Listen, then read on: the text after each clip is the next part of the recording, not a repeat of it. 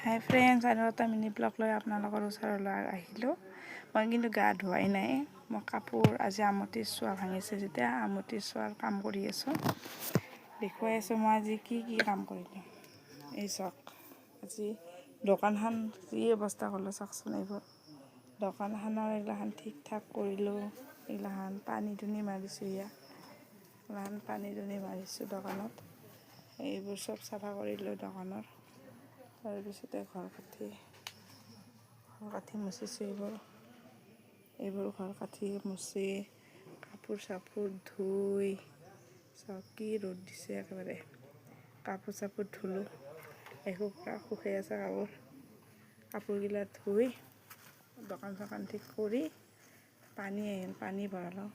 তাৰপিছতে এতিয়া মোৰ হাজবেণ্ড গা ধুব গৈছে, তো তেখেতে গা ধুই অহাৰ পিছত মই গা ধুম।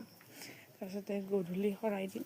এতিয়া শৰাই নিদিওঁ, টাইম নাই যেতিয়া। এতিয়া মই দোকানতে থাকিব লাগিব। এওঁ বজাৰ যাব, গা পা ধুই ময়ো গা ধুব লাগিব। তাকে ভাবিছোঁ আপোনালোকৰ ফালে কেনেকুৱাকৈ আমতি কৰিছে জনাবচোন কমেণ্ট বক্সত, আমিও চাম।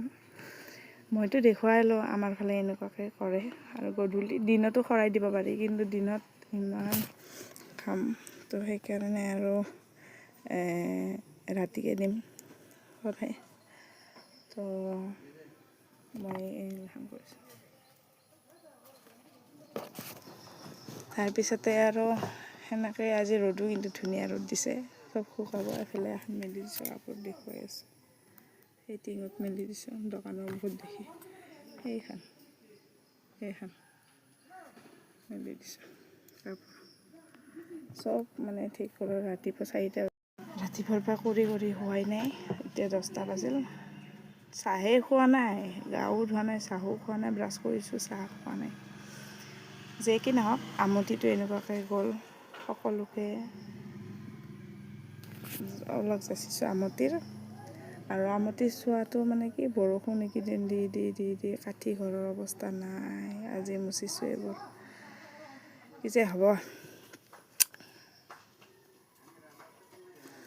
তো আমতিৰ আপোনালোকৰ ফালে কেনেকৈ হেৰি কৰে জনাব। যদি ভিডিঅ'টো ভাল পালে লাইক কমেণ্ট শ্বেয়াৰ কৰি দিব, আৰু কমেণ্ট বক্সত জনাব নপৰিও আমতি কেনেকৈ পালন কৰে আপোনালোকৰ চাইডে। এতিয়ালৈ বাই বাই।